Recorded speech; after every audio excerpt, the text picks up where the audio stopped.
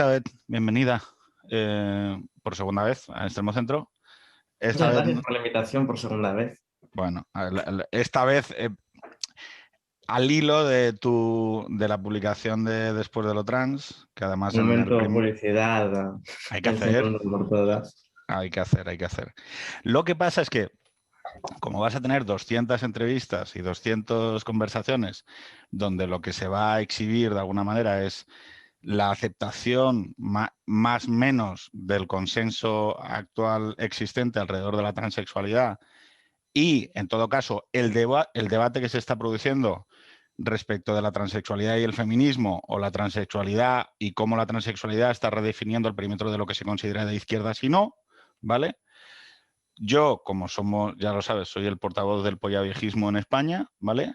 Vamos a retrotraernos a debates originales, ¿vale? Sobre la transexualidad como fenómeno, ¿vale?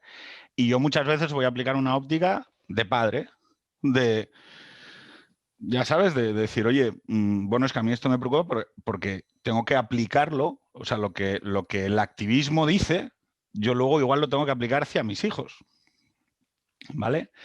Entonces, ¿qué quiero? O sea, esto va a ser más irte lanzando un poco respecto de la evolución de la cuestión de la transexualidad.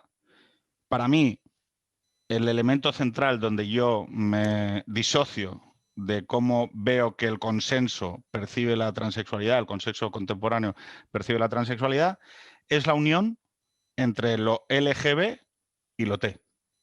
Cuando para mí, yo creo que cualquier persona sensata lo puede reconocer, son dos elementos totalmente diferenciados.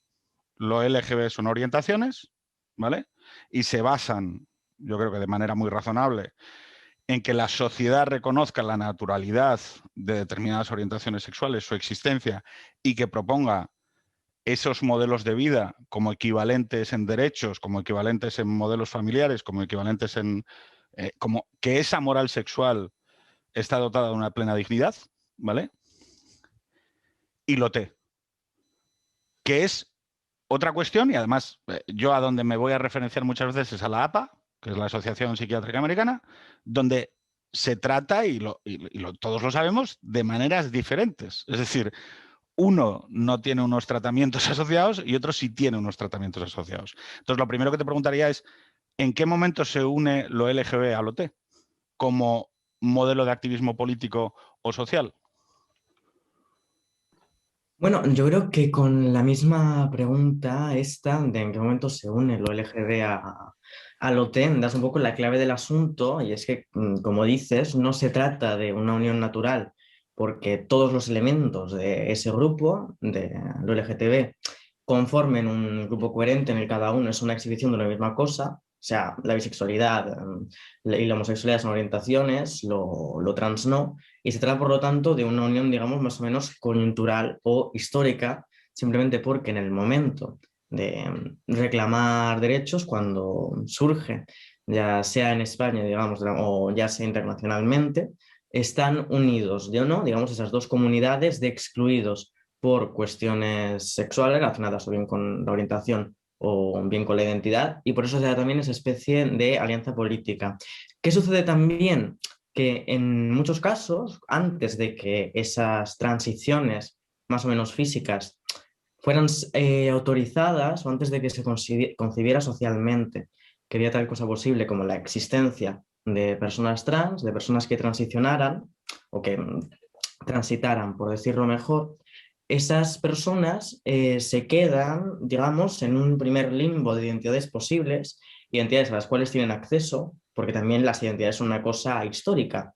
Tú, a principios del siglo XX, no puedes identificarte como lo mismo con lo que puedes identificarte en el siglo XXI, porque la sociedad no se erige de la misma manera, no están aceptadas las mismas cosas, los roles que puedes tener son unos y no otros, con lo cual en un primer momento, digamos que está, tanto la homosexualidad femenina como la homosexualidad masculina están mucho más ligadas a la identidad trans. Y hay personas que hoy en día encuentran una manera de ser como mujer trans o como hombre trans, heterosexuales, por ejemplo, que en su momento, porque no estaba ni siquiera contemplada como una posibilidad la existencia en tanto que mujer trans heterosexual u hombre trans heterosexual, mujer trans atraída por los hombres, hombre trans atraído por las mujeres, existen, en donde, por ejemplo, que lesbianas masculinas o existen como homosexuales gays con una expresión de género particularmente femenina. Pero esa coyuntura, como ya digo, es una cosa histórica. Y el hecho de que sea histórica y política, que en estos mitos fundadores o que en primeras manifestaciones relacionadas con la LGTB se marchen juntos, no implica que sea menor también, porque en toda construcción de un colectivo o de un movimiento político hay una especie de retromanía constante.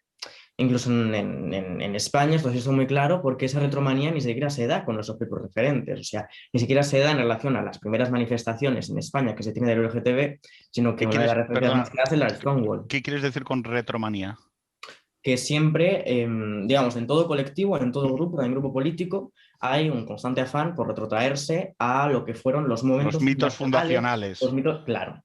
Y en España en ocasiones ni siquiera es el mito fundacional español, las primeras manifestaciones por derogar leyes como la ley de vagos y maleantes, sino que también en muchos casos por importación, ¿no? De los términos en los cuales se dan estos debates o se habla públicamente de ello. Hablamos también de mitos fundacionales que son americanos, ¿no? Hablamos del mito de Stonewall, hablamos de todas estas cosas, pero en los dos ámbitos o incluso en las primeras manifestaciones LGTB en España ya están presentes personas que hoy categorizamos como mujer trans.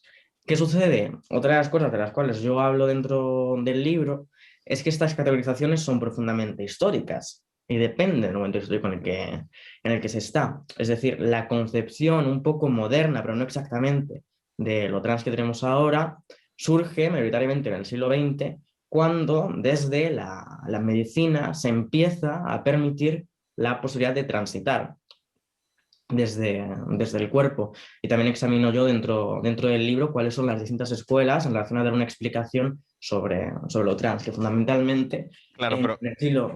es que con el tema de los médicos nos vamos a meter luego con calma. vale, vale. O sea, para mí, digo, por no avanzar sobre el tema del activismo, ¿no? El activismo político, ¿vale? Cuando hablamos de las orientaciones, es esencialmente un activismo de carácter celebratorio, ¿vale? El orgullo, por ejemplo, ¿no? A mí me gustan las pollas, tengo derecho a que me gusten los señores y nadie tiene por qué meterse en mi moral y la sociedad debe reconocerse en mi moral sexual y la sociedad debe reconocerme como un ciudadano de pleno derecho, ¿no? Y por lo tanto, todo el componente de las orientaciones y sobre todo de aquellas sexualidades que se viven en espacios no normativos, no sé cómo decirlo, iba a decir oscuros, pero no sería justo, pero bueno, que su trayectoria ha sido no ser reconocidos, ¿vale? Eh, para encontrar su voz, speak up, rise up, ¿no? Es decir, levántate y habla. O sea, levántate y di, y dilo, y grítalo, y la libertad se conquista a codazos, ¿no? ¿Cuál es el problema? Que para mí, cuando observo el fenómeno de la transexualidad y a lo que somete al sujeto y al individuo, lo que me encuentro es que se basa en el inicio de un conflicto con uno mismo, es decir, donde el principal campo de batalla eres tú, con tu identidad, y que se basa en la escisión entre psique y cuerpo. Que para mí, o sea, que en mi filosofía de cómo entiendo que funciona la aceptación, el camino es el contrario, siempre. Es decir, es ahormar desde lo familiar, quiero decir, sea como sea tu hijo, yo siempre querré a mis hijos. Hagan lo que hagan y sean quien sean altos, bajos, gordos, simpáticos, habladores, no habladores, ¿vale? Entonces, cuando yo lo que le estoy lanzando a un individuo es que el triunfo del OT es la plena escisión entre psique y cuerpo hasta reconocerse separada y luego el avanzar hacia volver a coserlo en otro lugar diferente que no es donde está, claro, aquí, luego lo de la medicina lo hablaremos después, ¿no? Para mí es lo que lo convierte en un problema, sobre todo cuando se trata como causa política. Quiero decir, que o sea, convertir en causa política que a una persona le guste acostarse con hombres tiene un sentido, o sea, y no tiene una serie de lecturas de segunda ronda, ¿no? Pero cuando estamos hablando en expresión de género, tú hablabas de los roles diferentes, ¿no? Cuando hablamos de las expresiones de género que detenta la transexualidad, ¿no? Y vamos a ir como, por ejemplo, la ropa o el nombre, que serían expresiones de género que el individuo puede acometer en su propio actuar, ¿no? Es decir, nadie te tiene que decir si te tienes que vestir con faldas, si te tienes que vestir con pantalones, si tienes que... o el pelo, o la ropa, o el nombre, ¿no? Son expresiones de género que podemos reconocer que no son complejas, ¿vale? La siguiente categoría para mí sería la de que la polis, que la sociedad te reconozca, ¿vale? Bueno, en un primer sería que te reconozcan los cercanos, es decir, que te reconozcan tus padres, que te reconozcan, que esas expresiones de género por tus cercanos con afecto sean reconocidas. La otra sería que lo social, lo político, es decir, el uso administrativo, te lo reconozca, ¿vale? En el uso de baños, de documentos, de determinados tránsitos públicos, eso se ha reconocido. Hasta ahí yo no, o sea, no encuentro fuertes dilemas con ello. No es una situación que me produzca ningún tipo de problema. Ahora bien, cuando empezamos a hablar de afectaciones a la biología, ¿vale? Y aquí voy a clasificar bien a través de tratamientos hormonales o bien a través de algún tipo de transformación a través de la cirugía, ¿vale? Y ojo, en este tipo de transformación de la cirugía dividiría dos niveles, ¿no? O sea, el hecho de decir, oye, me quiero poner tetas, pues, oye, es una operación de cirugía estética más, y la otra es la transformación quirúrgica de los genitales, ¿no? Ahí es donde yo necesito detenerme con mucha tranquilidad. Luego hablaremos sobre el tema de la edad, ¿no? Pero incluso entre adultos. O sea, no vamos luego entraremos con el tema de la infancia, pero yo lo que te pido, o sea, ¿tú ves un continuo donde no hay dilemas en ninguno de estos elementos? Quiero decir, por ejemplo, en el hecho de que surjan, ¿no? Digamos, que se permitan tratamientos hormonales para las personas trans está fundamentalmente basado en que esas personas trans, digamos, habitan precisamente en una sociedad. El hecho de que habiten en una sociedad conlleva que esa percepción, ese reconocimiento, en la mayoría de los casos, va ligado también a cómo te perciben el resto, a cuál es la imagen de ti o cómo te ven, cómo se te percibe en sociedad, ¿no? Si se te permite como hombre o se te percibe como mujer. Y eso no se puede fácilmente alterar simplemente declarando el nombre o declarando los pronombres. Es decir, no funciona para que el resto de gente te perciba como una cosa que tú declares simplemente o que pidas que se te quiere percibir como ¿Puedo hacerte tal. una pequeña coda y me la Ujú. desarrollas desde ahí? Claro, Sí. pero es que lo que me estás diciendo es que tenemos que someter a un tratamiento hormonal a alguien porque la sociedad no lo acepta como es. Si esa persona quiero decir, si esa persona desea someterse al tratamiento para ser reconocida por la sociedad, como siente la necesidad psicológica de sentirse reconocida, no veo necesariamente que tendría de malo. Yo creo que ya lo comentamos en la conversación anterior, pero claro, si por ejemplo un gay te Ujú. dijera que él por presión social, no te lo digo en el apartado jurídico, sino a una persona a la que tú quisieras, si una persona gay te dijera que quiere someterse a un tratamiento terapéutico psiquiátrico para quitarse la homosexualidad porque prefiere socialmente vivir siendo heterosexual, yo personalmente le diría, oye, no, tío, o sea, lo esencial en esta vida es aceptarse, o sea, tal y como uno es. Pero, Y la sociedad tiene una responsabilidad en aceptar la naturalidad de sus miembros. Es decir, esto es como es. Lo que estamos... no, pero en ese caso eres tú el que está perpetuando la separación entre mente y cuerpo. ¿Por qué? Porque estamos desligando completamente.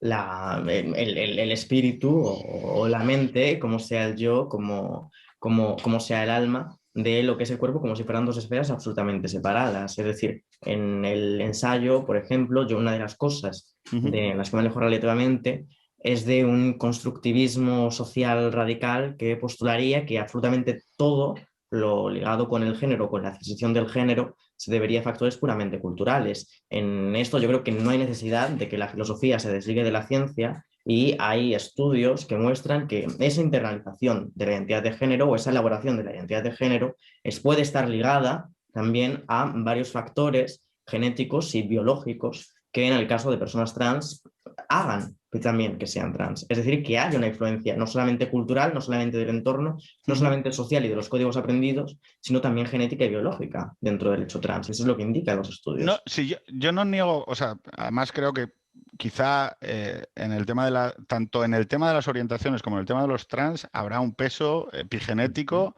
de factores genéticos también influenciados por lo ambiental y habrá, como siempre, un diálogo, ¿no?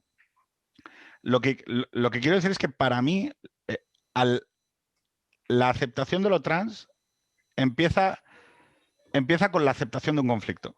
La aceptación de las identidades de orientación sexual son una aceptación y por lo tanto la batalla está allá afuera, está en la sociedad y entonces todos tenemos que hacer esfuerzos para que, lo he defendido aquí, incluso creo que uno de los grandes déficits del pensamiento conservador es no haber propuesto a día de hoy, todavía en 2021, una moral sexual virtuosa para la gente de orientación lésbica, gay o bisexual. O sea, debería haber, como la hay para lo heterosexual, una moral sexual conservadora para estas opciones, ¿vale? Y creo que es un debate que tiene que tener el propio conservadurismo.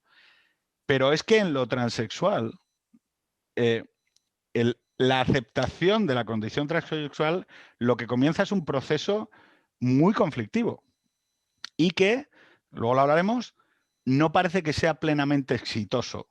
Es decir, que hay datos que nos dicen que no acaba de ser plenamente exitoso o por lo menos que quizá ese trayecto no acaba en el éxito, que sí que nos encontramos con el tema de las orientaciones como algo que le produce a la gente una cierta sensación de plenitud. Con el tema no sé cómo se llaman las operaciones que incorporan una transformación quirúrgica de los genitales, no sé qué. Vaginoplastia y faloplastia. Bueno, pues en el caso de la vaginoplastia y la faloplastia, además para mí se añade un especial peso, que es la bueno, que no se puede retornar normalmente o que requiere un mayor sufrimiento, ¿no? Y que por lo tanto hace una decisión que puede ser sometida a una serie de circunstancias, algo que acaba siendo de carácter permanente. Con lo cual, para mí es bastante contradictorio. O sea, te pediría una cierta reflexión sobre si nos parece que no debe ser sometido a una especie de especial vigilancia, como si acometer este tipo de procesos fuese una cuestión de carácter menor o que no... No, como es respetar la voluntad de una persona, para adelante. Hombre, respetamos muchas cosas de la voluntad de las personas, pero evidentemente tienen una serie de costes de los que hay que hablar. Y no, además se da el caso, por ejemplo, en la faloplastia particularmente, porque es una operación mucho menos desarrollada de lo que es la vaginoplastia, que frecuentemente se trata de una operación que no tiene unos resultados perfectos o no alcanza un resultado plenamente satisfactorio. Y realmente, por ejemplo, en la faloplastia, la cantidad de hombres trans que se realiza una faloplastia es una cantidad muy pequeña. Es una cantidad muy pequeña, porque no hay una reconstrucción por ahora plenamente satisfactoria a nivel quirúrgico de lo que sería un pene, a través de los tejidos vaginales o de cualquier otro tipo de tejido, o incluso el tejido del brazo, los tejidos que se utilizan para ese tipo de operaciones. No hay un resultado plenamente satisfactorio y es por ello por lo que también, evidentemente, por ejemplo, este tipo de operaciones tienen que ir ligadas a periodos de reflexión por la parte del sujeto que las lleve a cabo, ¿no? No creo que tenga que ser una cosa de simplemente, y además tienen listas de espera bastante largas este tipo de operaciones. Claro, pero fíjate, la cuestión que yo le preguntaría, o sea, me llega mi hijo, ¿no? Y un hijo mío me dice, papá, me llamo Karen, ¿vale? Y quiero que a partir de ahora me vistáis con ropa de niña o con tal. Ah, vale, ningún problema. O sea, a tu bola, quiero decir, o sea, hombre, le diría, no tienes por qué escoger, ¿no? Sería es tú siéntete libre de hacer lo que consideres oportuno, pero sobre todo no cometas decisiones porque eres muy pequeño o eres muy joven y sé libre, ¿no? Para mí, el tema de la vaginoplastia o la faloplastia es como una especie de elevar a categoría lo que considero una obsesión. O sea, no puede ser que un órgano defina tu identidad. Pero O sea, creo que no se trata de una cuestión de que el órgano define una identidad, sino en el caso de aquellas personas que realmente tienen un deseo muy fuerte de modificarlo, una cuestión también de bienestar y una cuestión pero, de pero es profundo que fíjate malestar. porque me has dicho que tiene muchos problemas. Sí, pues claro. O sea, Pero puede ser mayor el malestar psicológico que existe en un primer momento. Y en el caso de la vaginoplastia es una operación mucho más desarrollada, con resultados más efectivos y que es más expandida. Puede ser mucho mayor el malestar que existe en un primer momento en esas personas que existan después de haberla realizado, ¿no? Y tampoco es una cuestión de promover que todas las personas trans o que por necesidad se tenga que pasar por ese tipo de operaciones. Yo creo que de hecho sí que es una labor social necesaria e importante inculcar los mensajes para que esas personas con esa parte de su cuerpo puedan sentirse a gusto y que no sientan la necesidad de cambiarla. Pero para aquellas que ya sienten la necesidad de cambiarla, claro, pero es y que fíjate lo que estás está diciendo. Es que disponible todos fíjate los lo que estás mecanismos para diciendo, hacerlo. claro, es que fíjate lo que estás diciendo. No. O sea, el óptimo sería hacer que esa gente estuviera conforme con su cuerpo. Es decir, Conforme con sus genitales, al menos sí. sí, con los genitales que Claro. les... O sea, oye, pues yo me gustaría tener un pollón de no sé qué, pero bueno, pues tienes que estar tranquilo, ¿no? Si tienes micropene, es decir, no sé si me estoy explicando, es decir, Desde luego que lo óptimo sería eso. es que el óptimo, o sea, lo que sería celebratorio, lo que para mí como socialmente debería ser celebratorio, sería decirle a la gente, oye, tú tienes un cuerpo que te ha sido dado o que has transformado a través de diferentes procesos, el ejercicio, quiero decir, la ropa, el maquillaje o lo que te dé la gana. Pero hay un punto en el que la transformación se puede tornar problemática. Ujú. Es decir, Yo creo que, por ejemplo, con las hormonas es un caso en el que no necesariamente se vuelve tan problemática, pero desde luego que con la modificación corporal a través de cirugía se debería promover que se acepte. pero fíjate, otra cuestión que para mí es, que lo tenía aquí, transexualidad e infancia, ¿no? En el tema de las hormonas, que yo Ujú. creo que es un poco como el debate último que se ha puesto más en vigencia, dada la discrepancia que existía entre la óptica del Partido Socialista y la óptica de Podemos, ¿no? Pero esto no es un debate sobre la ley trans, sino es un debate un poquito más amplio. Para mí, el debate sobre el tratamiento hormonal es el hecho de, volvemos otra vez a lo mismo, no, tú tienes que bloquear tu desarrollo hormonal, tienes que dejar que tus tienes que bloquear ese desarrollo hormonal que es al que tu cuerpo lleva y impedirlo para adoptar un género, para adoptar un género que no es el que tu cuerpo iría a desarrollar, ¿vale? Y sobre todo o sea, que tienes que hacerlo a una edad muy joven. Porque el debate sobre la juventud no es un debate casual, es el debate de que cuanto antes comiences el tratamiento hormonal, más eficaz es. Claro, porque estás impidiendo el desarrollo de tu cuerpo. Entonces, claro, la paradoja es, tienes que acelerar la decisión de tal manera que el sujeto sobre el que tienes que actuar no es lo que en las sociedades contemporáneas consideramos un sujeto pleno, no objeto de derechos, que lo es Claro, pero siempre. dentro de este acelerar la decisión, precisamente para lo que se ha postulado la utilidad de los bloqueadores, por ejemplo, es para permitir que no se dé ese desarrollo, no que haya un desarrollo alternativo, reversible, sino que no se dé ese desarrollo durante un tiempo hasta que el sujeto que tenga una madurez suficiente, que se considera conforme a los 16 años, para poder pasar por un desarrollo. Precisamente porque en muchos casos ese desarrollo natural para muchas personas trans puede ser una fuente igualmente de sufrimiento. Claro, pero, o sea, el que haya sufrimiento no condiciona la respuesta a ese sufrimiento. Para mí, el que exista el sufrimiento no implica por ejemplo, una persona que esté sufriendo mucho porque se quiera quitar la vida y tiene una depresión mayor, ¿vale? No le decimos que la solución es coger una pipa y volarse la cabeza. Lo que decimos es, bueno, vamos a ver cómo te tratamos y vamos a ver de qué manera podemos devolverte una óptica diferente respecto de la que tú estás percibiendo. Porque si una persona que está en una depresión mayor está pensando todo el rato, me quiero morir, no, no voy a salir de aquí, no voy a salir de aquí, no voy a salir de aquí. Hay sufrimiento, hay una autopercepción y nosotros trabajamos sobre esa autopercepción para cambiarla. ¿Por qué en el caso de la transexualidad no lo abordamos de la misma manera? Precisamente porque concebimos que es algo lo suficientemente engranado dentro del individuo, lo suficientemente instalado dentro del individuo con una suficiente fuerza como para que no pueda ser algo como que se ha cambiado su identidad de género. Pero te voy a poner una analogía que para mí es un poco, es muy burda, ¿vale? Pero necesito o sea, que a alguien más letrado que yo le ponga, ¿no?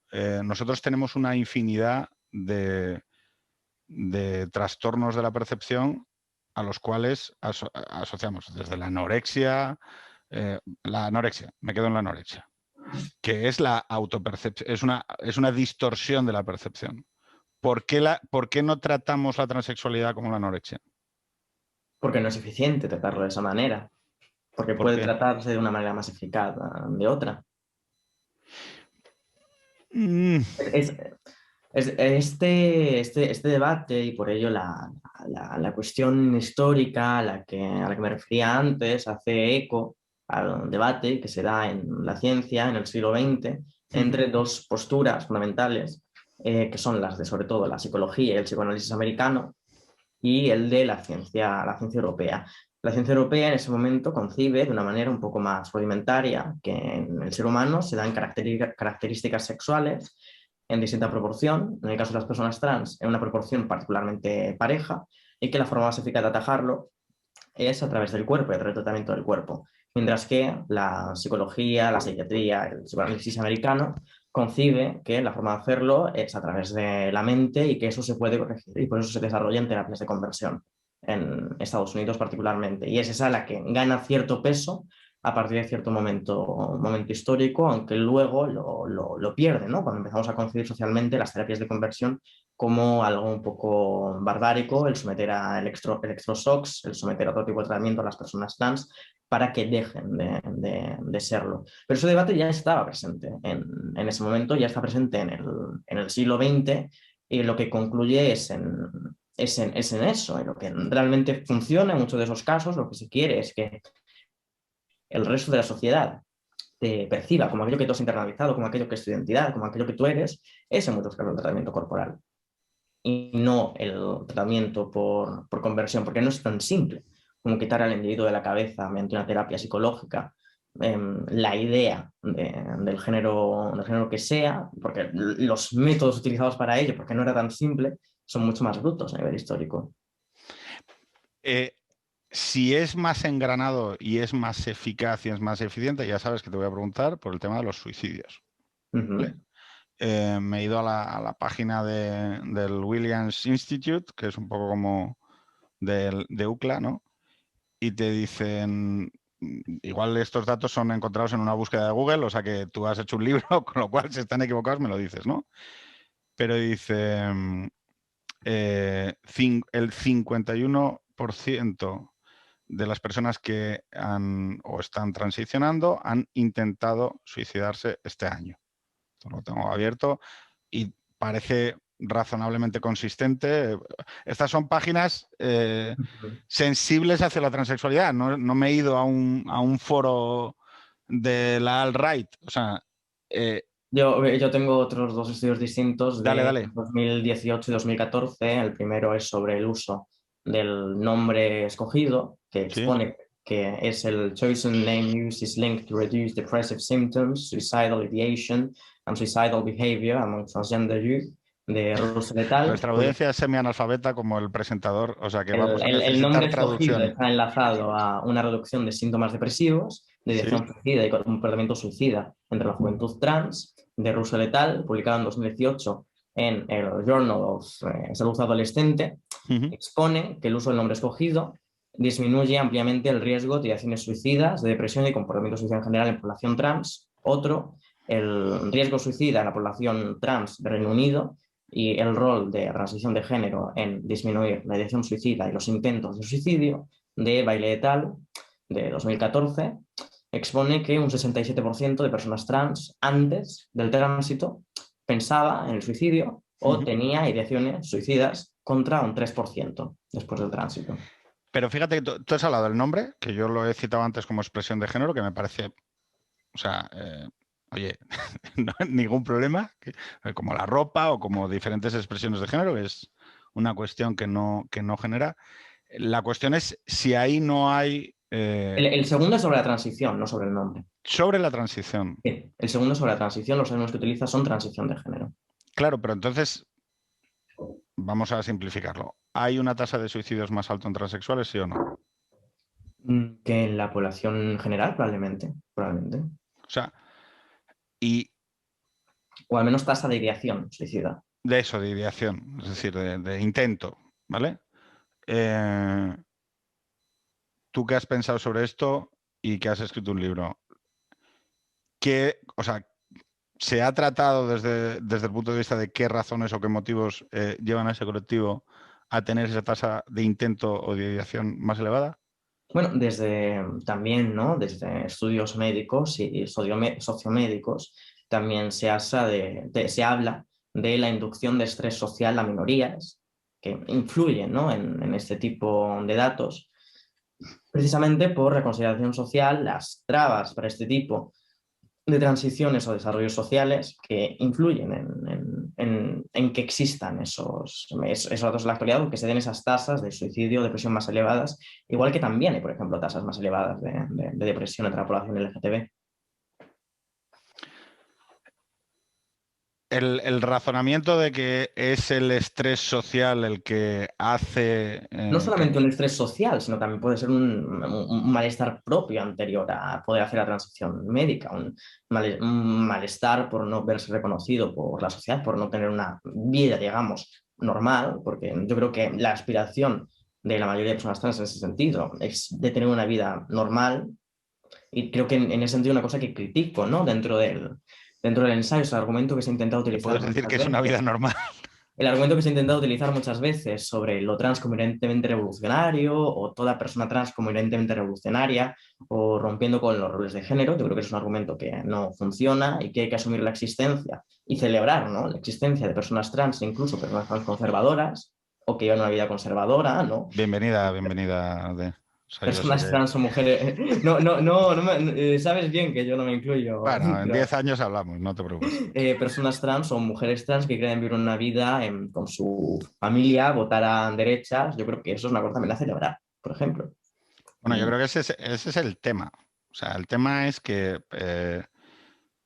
oye, hay mil cosas que no haría en mí, pero que puedo aceptar como tránsito normal de la vida, ¿no? Eh, el hecho de focalizar en determinados tratamientos, en determinadas cuestiones que creo que ponen el acento en esa escisión, ¿vale? En vez de tratar de coser mediante la aceptación y el reconocimiento de la naturaleza, de algo que vemos que se produce en lo natural, ¿no? Claro, mi aproximación es muy diferente a la gente que dice, no, hay que hacer transiciones, hay que hacer tal, no, es, oye, ¿tenemos esto? Sí, pero abordémoslos desde el punto de vista de coserlo lo más Y posible, ¿no? yo creo desde luego que un argumento, ¿no?, más o menos relacionado con eso que estás diciendo es lo más razonable y también lo más potente a la hora de defender lo trans, ¿no? No debemos defender lo trans porque suponga una ruptura con el esquema de género, con los roles de género, porque inherentemente ni siquiera esté ligado al feminismo, sino que hay que defender a las personas trans, a los derechos que tengan las personas trans, porque se trata de algo que simplemente naturalmente sucede. Y esas personas que se ven en esa circunstancia o en esa situación merecen derechos y que se las atienda de una determinada manera. Claro, ¿qué es lo que tenemos entonces? Digo porque hablaba antes del tema de la infancia, ¿no? Mi hija tiene 8 años, ¿vale? Si yo, o sea, quiero decir, si yo con 41 tengo abiertas dificultades, mi hija mayor, ¿eh? Tengo abiertas dificultades para definir de manera exitosa conceptos como mujer o hombre, o, y son debates complejísimos, larguísimos, que requieren de una amplitud, una madurez para tratar de aprender todo el fenómeno. De verdad creo, o sea, sensatamente, fuera ya de... Creo que en 5 años mi hija va a ser capaz de tomar una decisión válida. Es que es o sea, no considero ni que yo la tomase con 41. ¿Qué cojones voy a pensar que lo toma una persona Pero con creo que en ese 13? sentido hay que desvincular un poco la identidad de las personas o su autopercepción, como las personas se conciben a sí mismas, de cuestiones como cómo políticamente o filosóficamente o socialmente podemos categorizar o hablar de las mujeres y de los hombres. Siguiendo No con te eso que estoy dices, siguiendo ahora mismo. Siguiendo con eso que dices, yo estoy segura de que mujeres trans u hombres trans, incluso de 20, 30, 40 años, si les preguntas necesariamente qué es un hombre, qué es una mujer, tampoco quizá van a ser capaces de escribirte o darte una definición más certera o más investigada de lo que lo haga la población general. Yo creo que se puede construir y se puede tener, se puede, de cierto modo, ser determinada por estas cuestiones de factores biológicos y culturales y socioculturales, una identidad sin conocer cuáles son los fundamentos teóricos de esa identidad o sin conocer cuál es la crítica feminista a la categoría mujer, categoría hombre como instrumentos de sumisión del patriarcado, sin conocer nada de esto. Yo creo que hay en parte que separarlo de eso porque la construcción de la identidad es otra cosa. Vale, pero por ejemplo, cambiando a orientaciones, lo gay, ¿no? La cultura de lo gay, la etiqueta gay, que es una etiqueta razonablemente reciente en la historia de la humanidad. Pues antes había paisanos que follaban con paisanos, pero que no se llamaban a sí mismos gays, ¿no? Hay un determinado momento que la etiqueta se convierte en activismo, en política, en reconocimiento de la identidad y por lo tanto se transforma. Pero, por ejemplo, esa etiqueta de lo gay lleva también, bajo la idea de que estás derribando la sexualidad heterosexual, heteronormativa, y la estoy derribando y desmontando, pero luego llega la identidad de lo gay y también te planta una identidad, que a veces incluso llega a ser hasta más rígida. Mira, te va a gustar esta música, vas a tener que acometer esta, todo tipo de prácticas sexuales, cuanto antes mejor, y con una promiscuidad, porque es nuestra cultura. Me permite sacarte una cita que sale Todo lo que quieras. dentro del libro. Es una cita de un postestructuralista posmoderno, Roland Barthes, pero que dice una cosa que es exactamente casi lo que tú dices aquí, ¿no? Él dice, en el caso de los periódicos gays de Nueva York, el código es incluso más evidente, pues se ocupa de deseos no conformes a la norma al pertenecer al mundo de la homosexualidad. Creo, en efecto, que el hecho mayor de la homosexualidad en nuestra sociedad contemporánea es que la homosexualidad es implacablemente y sin cese recuperada por un código interno a sí misma. En cierto sentido, el código, que es movilizado por los homosexuales, es superior y extensivo a la ley. La ley empuja a la homosexualidad al margen, pero en este mismo margen, la homosexualidad recrea un código que funciona en su interior como una segunda ley. Sí, totalmente. Y eso en chavalitos de 16 años, de 17 años, que necesitan pertenecer a algo, que necesitan una identidad que les abrace, porque evidentemente están derribando toda su identidad anterior, y ahí hablaríamos mucho de relaciones padres-hijos, etc.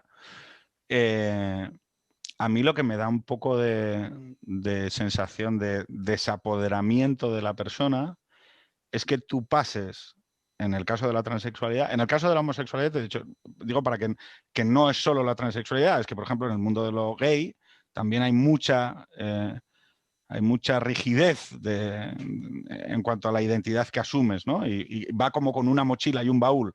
¿Te va a gustar Eurovisión? ¿Vas a hacer no sé qué? Oiga, mire, yo, pues igual no me mola ser así, pero te dicen que tienes que ser así.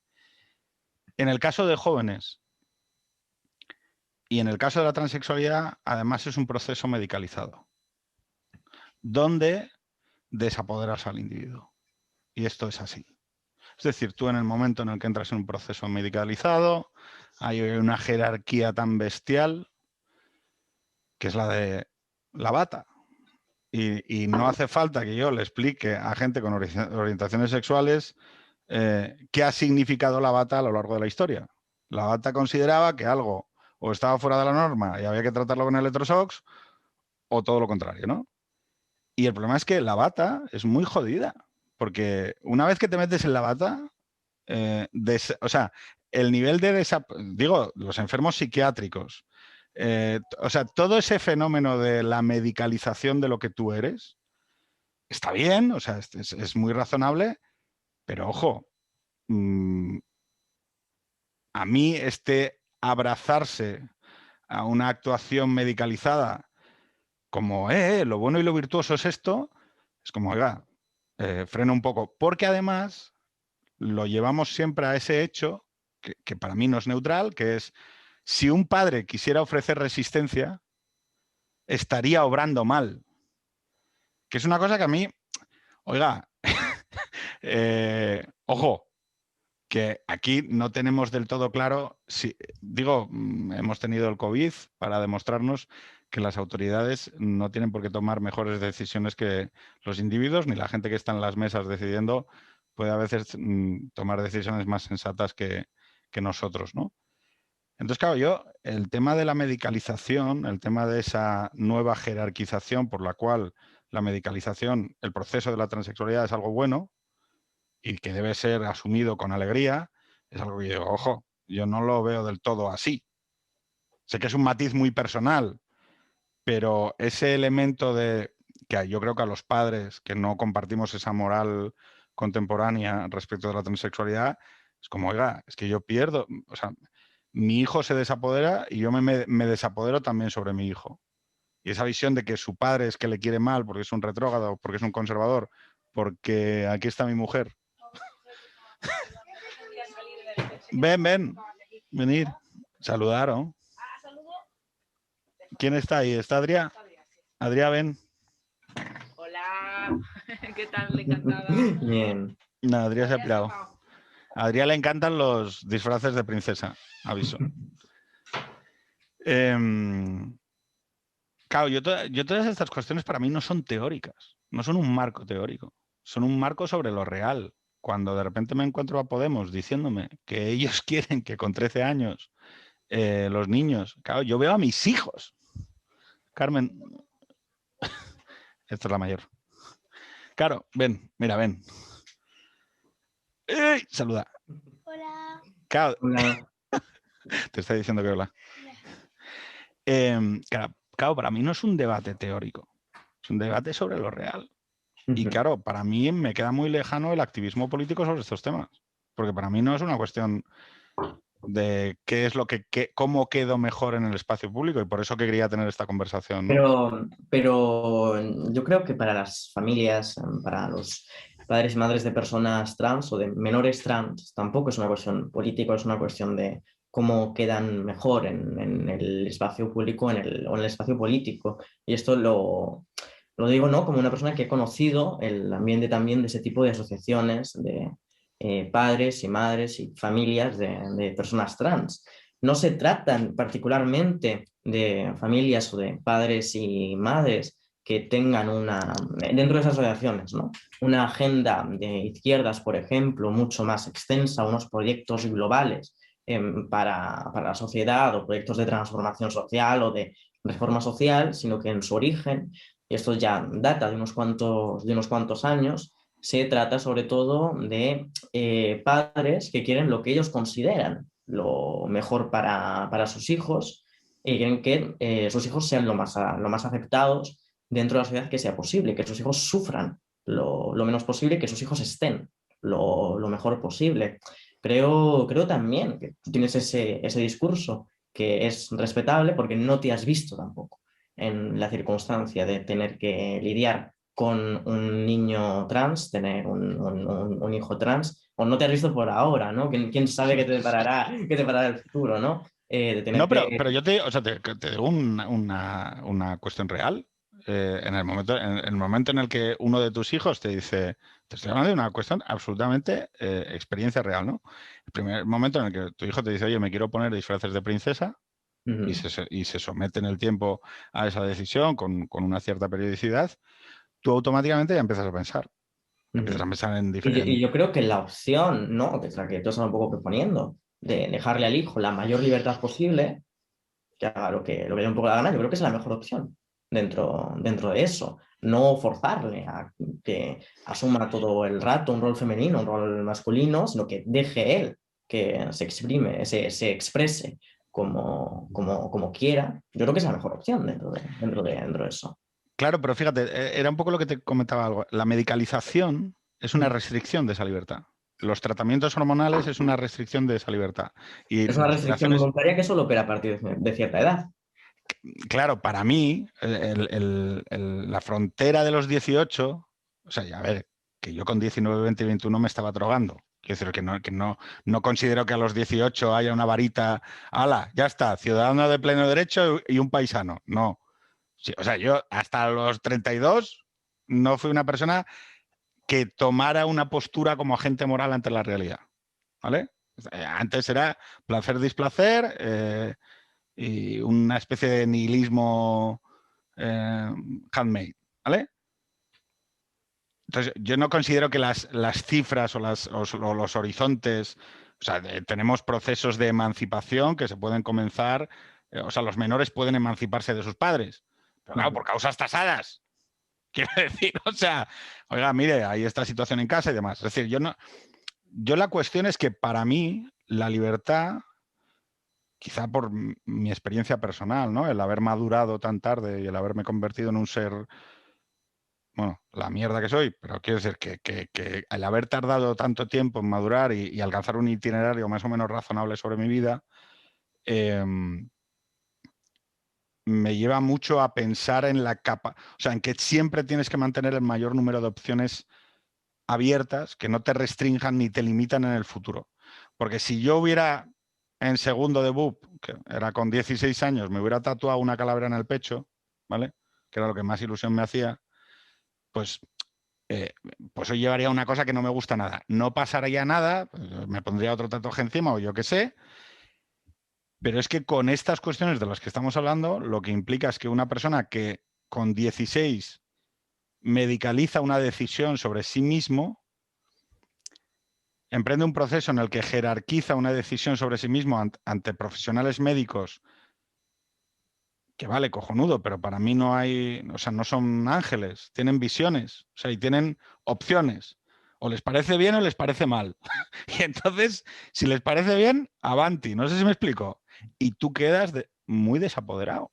Es decir, a la hora de que a partir de ese momento eres una parte en un proceso, con citas, con tratamientos, te toca dentro de 3 meses, con botes de pastillas y con una infinidad de cuestiones en donde ya tú eres sujeto a un proceso en el cual además te dice si lo estás siguiendo de manera correcta o no. Es decir, no es algo, no es ni siquiera como las drogas, que oye, te las tomas, no te las tomas, pero bueno, no, es que ya Claro, estás siguiendo un proceso. pero a nivel social muchas veces pongamos, ¿no? En el caso de un menor trans, ¿qué alternativa le planteas, por ejemplo? Para mí, una alternativa virtuosa. Sí. La misma alternativa que seguimos con, primero con las orientaciones, que es el trabajo esencial a realizar viene por reducir todo lo que son las discrepancias entre una sociedad que no reconoce que hay opciones que se dan en su sociedad, lo que no convertiría es en celebratorio toda la cuestión relativa a los procesos, bien tratamientos hormonales, bien operaciones quirúrgicas. Eso para mí requiere de un grado de madurez asociado a los derechos de mayoría de edad, ¿vale? Y para mí serían ultimísima opción, ¿vale? Y buscaría la manera, en mis propios hijos, de que ellos se encontraran a gusto con su cuerpo. Tienes unos genitales que Pero sean... una cuestión es que ellos se encuentren a gusto con su cuerpo, pero imaginando, ¿no? Que un hijo se sintiera mujer, por mucho que pueda encontrarse a gusto con su propio cuerpo, ¿cómo responder al dolor de que en ningún ámbito de su vida, por tener, por ejemplo, un desarrollo de caracteres sexuales secundarios masculino, se le percibiera como mujer? Pues macho, a ver, primero reconociendo que estamos ante una situación donde yo creo que lo esencial es proteger al individuo en el entorno familiar, que yo es una cuestión que para mí es Pero no esencial. existe solo el entorno familiar. Ya, pero es el entorno familiar el que se va a quedar. Es decir, el proceso Ya, médico... pero existe un ámbito de trabajo, existe un ámbito escolar, existe Sí, todo sí, una otra serie de sí, ámbitos. sí. Y lo que te va a acompañar toda tu vida va a ser el entorno familiar. Y el proceso médico acabará, y el instituto acabará, y la universidad finalizará.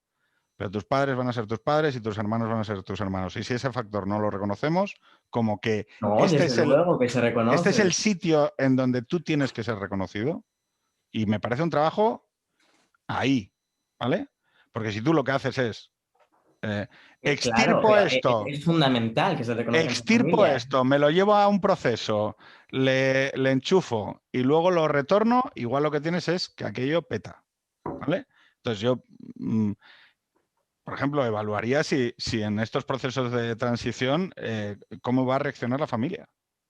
Quiero decir, es que no me parece una cuestión menor, porque esa persona, si lo que vamos a jugar es a la extinción y que esa extinción entre mente y cuerpo al final se traslade también a la extinción familiar, porque consideramos que la mera voluntad de un menor se impone a toda la estructura, evidentemente yo argumento desde posiciones que pues seguramente no sean reconocibles en lo contemporáneo, pero a mí esa idea de que tú lo niegas, te he estado escuchando en las entrevistas y demás, el principio de autodeterminación de género como una cuestión que nace y muere solo en el propio individuo, para mí es fallida, y creo que es un problema porque puede llevar al fracaso. O sea, puede llevar... Fracaso es un concepto muy polisémico. Puede llevar a mayor sufrimiento, que es una expresión que me gusta de lo que has dicho, mayor sufrimiento, ¿no? Es decir, cómo integrar a esa persona transexual en un entorno familiar y social que viva en torno a esa realidad, pues igual es mejor no tratar y es mejor no transicionar o esperar a hacerlo de manera a prisa y corriendo, porque le va a generar un problema muy grave dentro de su familia. Entonces, esa idea, que es la que yo veo reflejada en las leyes, ¿no? O en el discurso público de si lo hace el niño individuo que no puede conducir, que no, que no puede, que no puede celebrar contratos, porque, ojo, los depositarios los tutores de sus derechos son sus padres. Tócate los huevos, pero para esto no. Claro, a mí me parece que hay una contradicción muy fuerte. O sea, es mi sensación, ¿eh?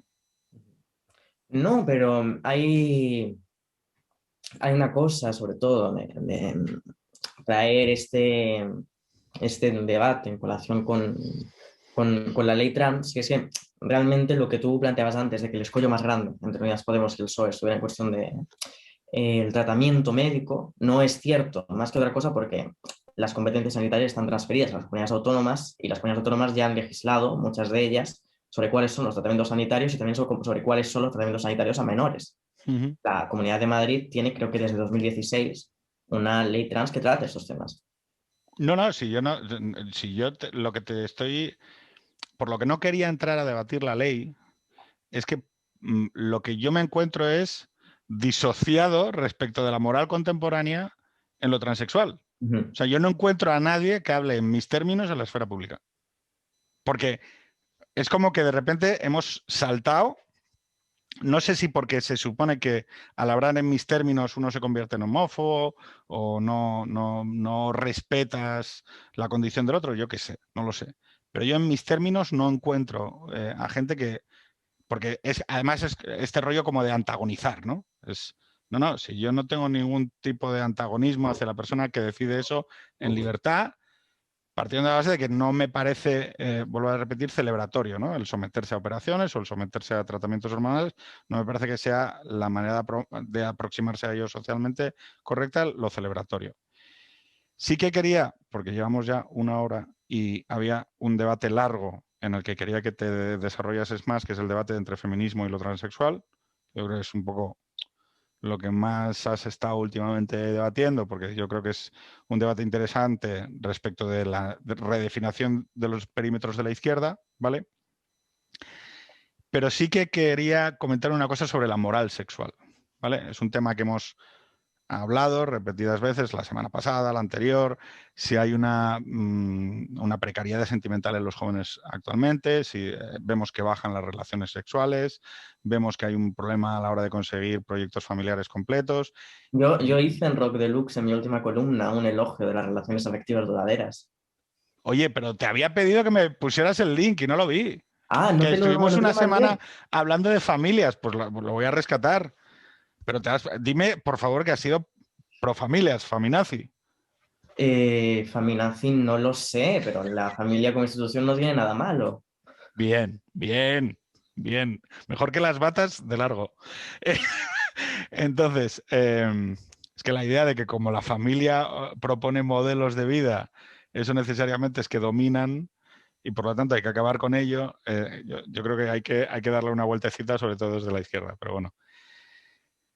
La hipersexualidad en lo transexual.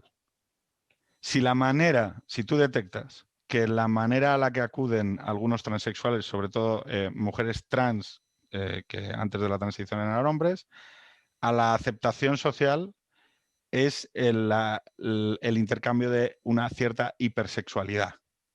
Yo creo que lo era y sobre todo lo era, más que lo es, Ujú. en relación con cuál era el lugar que se permitía socialmente ocupar a las mujeres trans, que además ha estado muy vinculado a la marginalización, al cabaret, a la prostitución, y que es una cosa que se ve muy clara, ¿no? Por ejemplo, con el relato de la Veneno, la Ujú. manera de ser mujer trans en sociedad está muy ligada a eso, está muy ligada a la prostitución, está muy ligada a ser considerada como un objeto de deseo, como un objeto de consumo, como un bien de consumo sexual para los hombres.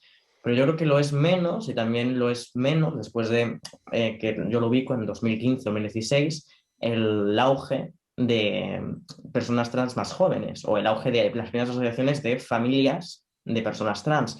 Sobre todo porque una cosa que sucede después de que existe ese auge es que al tratarse de personas trans que han recibido un tratamiento mucho más pronto y que por ello han podido asemejarse mucho más pronto a lo que se llama mujer cis, una mujer que no ha pasado por ningún tránsito, que le dijeron mujer al nacer, que no sucedió nada, o lo mismo con los hombres, como han podido pasar desapercibidos sin ser conocidos como trans dentro de la sociedad y con eso integrarse de manera mucho más fácil en vidas más o menos normales, entre comillas. Y yo creo que eso permite que no se pase necesariamente por esa hipersexualización y que quede un poco más ahora, casi como una cosa del pasado.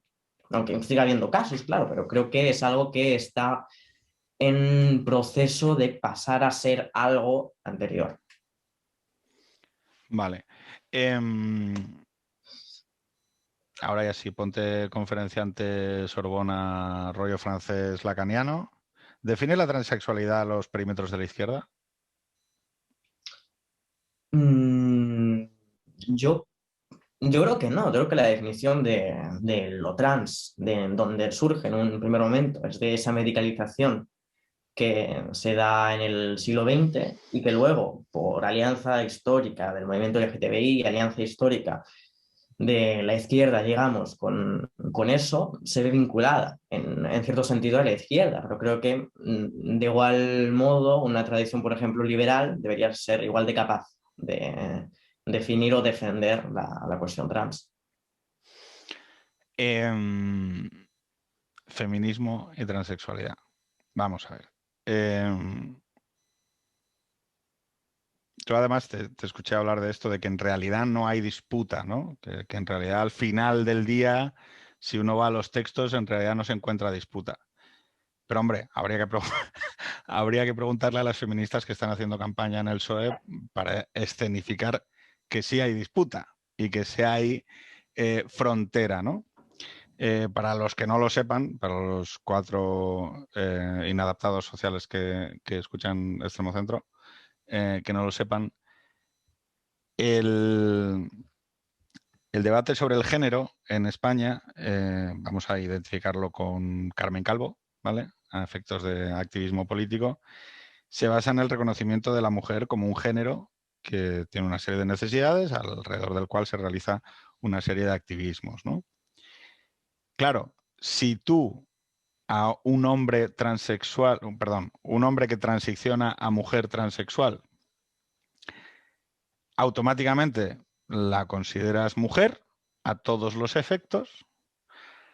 Lo que defiende una feminista del PSOE es que se produce un desplazamiento indirecto de las mujeres a través de hombres que han usurpado la condición femenina. Y que esto repercute en el borrado de las mujeres. Señora Dual, dispute. Bueno, yo en un primer lugar, ¿no? Me gustaría disipar un poco el fantasma de que esto surge realmente de una divergencia primero teórica por la parte del PSOE, ¿no? Y en este momento de mi intervención lo que voy a hacer va a ser echar pestes del Partido Socialista. El Partido Socialista en 2014, 2015, 2016, 2017, 2018, 2019 y 2020 vota a favor de leyes trans en parlamentos autonómicos en términos muy similares a lo que se aprueba, a lo que se propone dentro del borrador del anteproyecto de la ley trans que ha sido propuesto por el Ministerio de Igualdad y que se está debatiendo ahora. De hecho, en 2017-2018 el Partido Socialista participa y elabora una ponencia sobre anteproyecto posible de la ley trans, en la que participa de hecho Ángeles Álvarez. Ángeles Álvarez es ahora una de las miembros del PSOE que se ha mostrado más en esta especie de alianza contra el borrado de las mujeres, contra la ley trans, y también es una de las firmantes de ese proyecto de ley que habla exactamente los mismos términos que el actual, de 2017-2018, y es una de las personas que se hizo en ese momento fotografías delante del Congreso con una bandera trans, junto a Carla Antonelli, otras compañeras del partido, movimiento LGTBI, apoyando una ley en estos mismos términos. ¿Qué sucede? Para mí, el foco del debate, más allá de esas feministas ahora por el PSOE, a lo que se debe fundamentalmente es a la entrada en el gobierno de coalición de Unidas Podemos, al hecho de que el Ministerio de Igualdad va a parar a Unidas Podemos, al hecho de que esto nunca ha terminado de agradar a buena parte del Partido Socialista, que tiene una concepción patrimonialista, a mi parecer, errónea de los LGTBI y del feminismo, según la cual todo avance para la mujer y todo avance LGTBI ha pasado por el Partido Socialista y son méritos y logros a adjudicar al Partido Socialista. Cuando, si nos atenemos puramente a la historia, en 1999 el Partido Socialista se negaba a incluir el tratamiento de personas trans dentro de la cartera de la Seguridad Social. En 2006 no tenía la percepción de que ya había hecho demasiado por los derechos LGTBI y que los derechos de las personas trans eran una cuestión secundaria, y no es sino después de la huelga de hambre de Carla Antonelli y presiones desde el activismo LGTBI que se aprueba la primera ley 3/2007 de las personas trans, y por ello esta relación realmente es más complicada y no es como que el PSOE venga directamente de Salvador a otorgar derechos o ser quien ilumina el mundo para las personas LGTBI.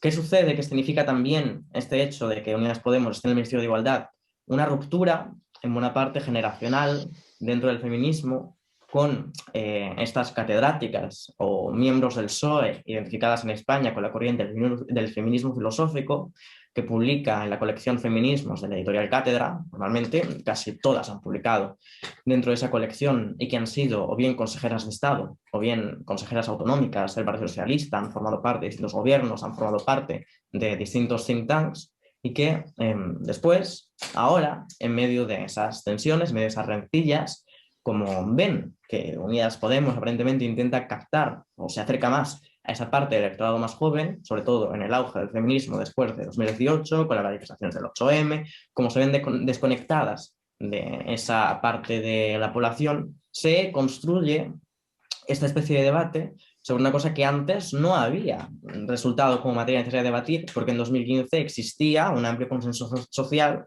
en relación con la materia. O sea, en 2014 mismamente se aprueba una ley trans en el Parlamento de Andalucía, similar a la ley de la que hablamos ahora mismo, para la cual el Partido Popular vota a favor. No, sí, a Todo... ver, quiero decir, yo lo que pasa es que reconozco que cuando uno se coloca en contra del PSOE, es jodido, ¿eh? O sea, quiero decir que de repente la cosa empieza a carburar, empiezan a salir reflexiones en tertulias, empiezan a salir columnas, empiezan a salir y la cosa se pone dura, porque el consenso cultural se resquebraja. Es llamativo. Yo ahora que estoy viendo las dos masas de opinión chocar dentro de la izquierda, entiéndase como se quiera, claro, es que uno lo contempla y hasta le hace gracia, ¿no? Es decir, joder, es que cuando sacan la navaja, ¿sabes? La cosa se pone dura. No, yo el tema es que sí que hay circunstancias, me hace gracia, ¿no? Es hasta el 2015 había tal consenso, pero ahora mismo ese consenso No, parece sí, claro. roto, ¿vale? Mm. Sorprendentemente se rompen los partidos, no en la sociedad. O Mm. antes no existía el consenso y si existían... O sea, ahí hay algo que a mí me resulta extravagante, ¿no? Que es el hecho de que por alguna razón hay debates que resulta difícil tener. Entonces, cuando se tienen en términos de intereses de partido, que es un poco...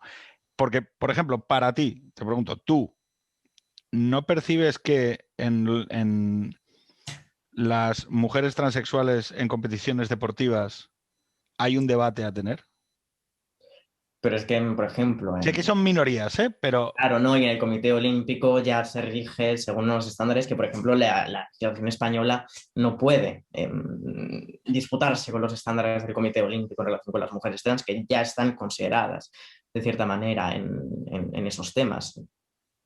Ya, pero vamos a poner un caso extremo que ya sé que genera un poco como de shock estético, ¿no? Es una jugadora de rugby que antes de la transición era hombre y que por lo tanto, en base a la testosterona que ha recibido a lo largo de su vida, tiene una potencia física que supera con mucho la media de la categoría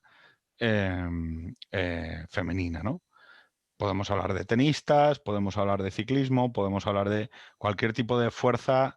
Claro, en el ajedrez no, pero en cualquier prueba deportiva donde haya un fuerte componente muscular, es muy probable que la testosterona sea casi como ir dopado, pero vamos, como ir dopado durante 20 años. Yo creo que se podría legislar o matizar en ese sentido, teniendo en cuenta en qué momento se empieza la transición, cuál ha sido el desarrollo muscular y cuál ha sido el desarrollo óseo bajo distintas sustancias. Yo creo que se podría matizar en ese sentido. Y de hecho creo que ¿Cómo? probablemente se matice y se matice la ley, ¿no? Porque también es que eso es lo que sucede con las leyes. La ley primero es propuesta por el Ministerio de Igualdad, después pasa por una primera aprobación en el Consejo de Ministros, pasa por aportaciones de los ministerios, pasa por debate en el Parlamento, pero que eso son desde luego cosas, por ejemplo, relacionadas con el deporte, que se pueden matizar y que se pueden cambiar de cómo está formulada la ley actual.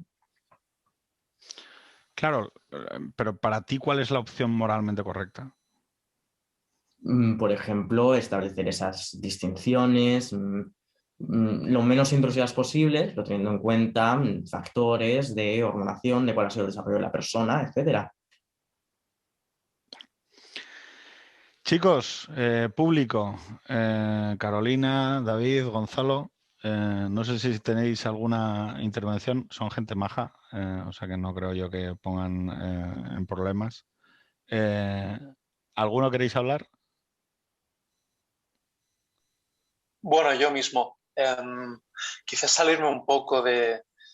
Evidentemente, haré la pregunta en torno también a la transexualidad, pero no en los términos en los que estabais hablando. Me gustaría plantearle a Elizabeth la siguiente pregunta.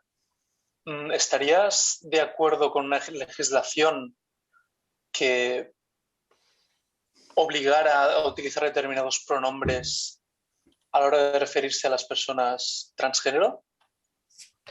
Yo creo que en ese sentido una legislación no, por ejemplo, en los ámbitos privados o en relaciones privadas o en cualquier tipo de ámbito real de la vida cotidiana, no debería introducirse en modificar errores o en corregir errores de cómo se dirige una persona a la otra. Creo que lo máximo que se puede hacer en ese sentido es sostener que las instituciones públicas deben respetar la identidad de una persona, pero no creo que la legislación deba meterse en cómo se dirige en la cuestión de los pronombres a personas en el ámbito privado. No creo que la legislación deba introducirse en eso y creo que además me parece una cosa inviable intentar regular eso. Igual que es inviable intentar regular la percepción, ¿no? Se ha visto muy recientemente en el debate también mezclada la cuestión de los cuartos de baño.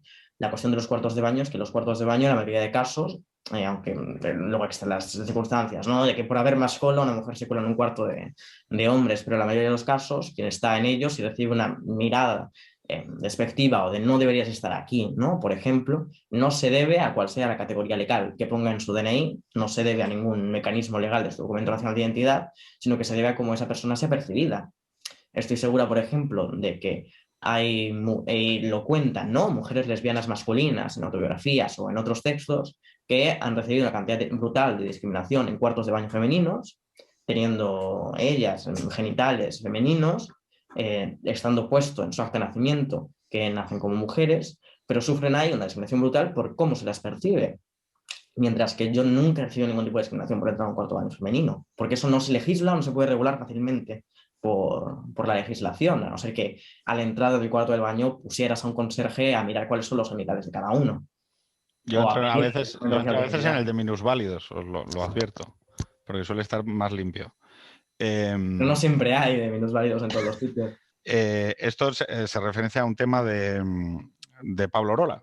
Pablo de Lora, ya sé que el inicio de este comentario ha sido muy raro, pero es que los baños de minusválidos son baños unisex.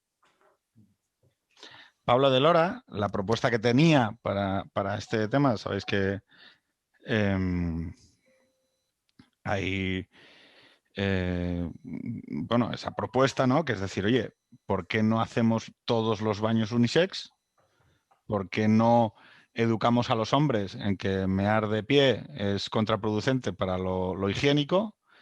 Y por lo tanto, en realidad, no debería, salvo por el tema de la higiene causada por eso, tampoco, con una puerta tampoco debería haber mayor problema, ¿no? Cuando nosotros le pedimos a un niño, que para mí esto es un matiz, que reconozca una identidad de género diferente y empiece a apostar por ella, ¿vale? Lo más probable es que escoja un camino relativo a la sexualización. Acabas diciéndole a un niño, o acabas reconociéndole a un niño, que el éxito en el reconocimiento de su identidad viene a través de que los demás reconozcan determinados atributos vinculados a la sexualidad en él. Las tetas, la manera de moverse, la manera de dirigirse, las relaciones sexuales que vaya a tener, ¿no? Los genitales. Y que esto es un poco la reflexión para mí global final. Esa es la contradicción fuerte que tengo con la cuestión de la transexualidad, que me parece que es no reconocer a la persona por lo que es, sino pedirle que empiece una larguísima batalla para conseguir una serie de atributos o condiciones que en realidad es muy probable que nunca le lleguen a satisfacer del todo. Porque ahora yo te quería preguntar, para ti, ¿cómo fue? O sea, ¿en qué momento tú tomaste la decisión? Eso lo he contado creo en las entrevistas, ¿no? Fue en el momento de mi pubertad, cuando empieza esa disconformidad, cuando empieza ese malestar, y yo se lo comuniqué a mis padres a los 14 años. Pero ¿y cómo es el proceso mental? En mi caso, ¿no? El proceso mental viene de de ese sentimiento de malestar primario, de ese sufrimiento primario y de reconocer de dónde viene ese sufrimiento primario. Pero supongo que ahí hay, primero desfila toda una serie de escenarios alternativos. Puede ser Claro. esto, puede ser lo otro, puede ser tal, hasta que llegas a una casilla que dices, no, transexualidad. Que esto en En un realidad, primer momento empiezo a hablarlo, manifestarlo a amigos cercanos, en un segundo momento familia. y para ti, ¿cuál consideras, que es el elemento central de acompañamiento en ese proceso? La familia. O sea, ¿qué es lo que tú definirías? Esto alguna vez se lo he preguntado a un amigo homosexual. Si a ti, o sea, ¿cuál es el ejemplo que a ti te gustaría, o sea, cómo te gustaría que tus padres te trataran si descubres eso? Yo tuve la suerte, ¿no?, de que mis padres me brindaron su apoyo y antes de comenzar ningún tipo de transición médica me brindaron su apoyo. Cambié de colegio en su momento porque estaba en un instituto, en un colegio concertado, católico, en el cual cuando se lo comunicamos a la dirección, la dirección lo que nos comunicó es que lo mejor para evitar problemas sería que yo me fuera de ese centro, con lo cual cambiamos de centro ya para hacer O sea, transición sí, social. así de mano, ¿no? Sí, no, sí, fue así, para hacer transición social. Oye, muy católico, ¿no? Yo Un luego fui enorme una espíritu ferviente cristiano. defensora de muchos valores católicos de justicia social y fraternidad, ¿eh? Pero ahí no estaban muy presentes esos en concreto. Ya te digo. Vale, entonces, y para, o sea, primero, ¿qué es lo que reconoces tú como los elementos más difíciles a nivel personal de ese proceso? Si consideras que en algún momento se detiene, o sea, ya está, o sea, ha sucedido, ¿no? He acabado este proceso, estoy curado, o como se quiera decir, cuando uno tiene una depresión, hay un momento en el que dice, vale, ya estoy otra vez bien. Y es eso, o sea, ¿qué elementos consideras tú que han sido más importantes en el acompañamiento y si es un proceso en el que hay un momento en el que se llega a fin? Yo me acuerdo, por ejemplo, que no para mí, porque yo una vez tuve como ese acompañamiento y ese apoyo familiar y social, me fue bastante bien, pero recuerdo, ¿no?, uno de los miedos, me parece un miedo muy racional, ¿no?, que expresó, por ejemplo, mi madre al principio del proceso, y era que a mi madre no le daba tanto miedo lo que yo fuera a hacer, sino que lo que le daban miedo era porque en ese momento era muy anterior a que se visibilizara la existencia de menores trans o de personas trans un poco más mayores, pero que vivían su vida con relativa normalidad. En ese momento lo que le daba miedo era que las únicas imágenes, ¿no?, de mujeres trans o personas trans que había visto en su vida pues son esto, prostitutas, gente muy vinculada a la marginalidad.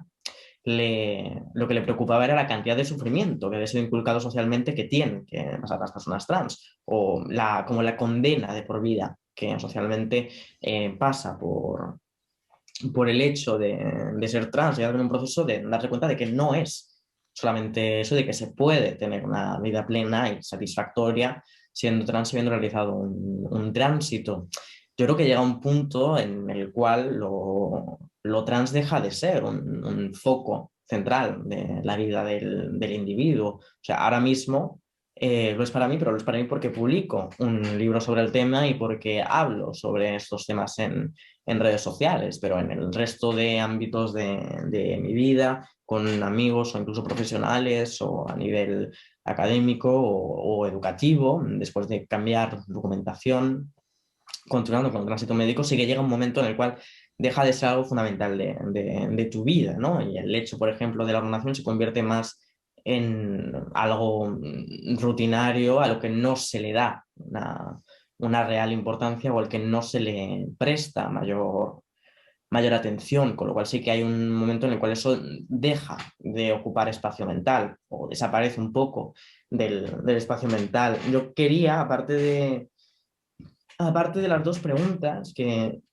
me has hecho, un poco complementario a tu reflexión, aunque no la suscribo, Y son dos críticas que están esbozadas dentro del libro, particularmente la izquierda. Me parece que es una cosa de la cual adolece la izquierda incluso más que la derecha, porque la derecha está por otros derroteros o directamente no lo acepta.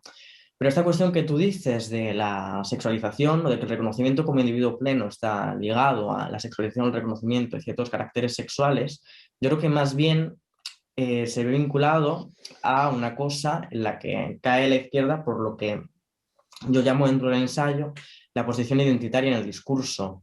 ¿Qué es esto de la posición identitaria en el discurso? Que básicamente si eres mujer o si eres negro o si eres homosexual o si eres trans en el discurso público que a ti te va a permitir tener los temas sobre los cuales vas a poder hablar o tener portavocía, en la mayoría de casos van a ser aquellos que tengan cierta relevancia a qué es lo que te diferencia de la sociedad. Hay un momento que también cito dentro del libro, que es una reflexión que hace Pasolini.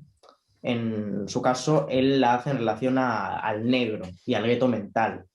Dice Pasolini en las cartas luteranas, la tolerancia, y debes saber esto, es siempre puramente nominal. No conozco ni un solo ejemplo ni un solo caso de tolerancia real, porque la tolerancia real implicaría una contradicción en los términos. El hecho de tolerar a alguien es igual a condenarlo. La tolerancia es una forma más refinada de la condena. Decimos, en efecto, de aquel a quien toleramos, consideremos al negro, que tomamos antes como ejemplo, que puede hacer lo que le plazca, que tiene pleno derecho a seguir su naturaleza, que su pertenencia a una minoría no es un absoluto signo de inferioridad, etc. Pero su diferencia, o más bien su error de ser diferente, sigue siendo la misma a ojos de quien ha decidido tolerarla y de quien ha decidido condenarla.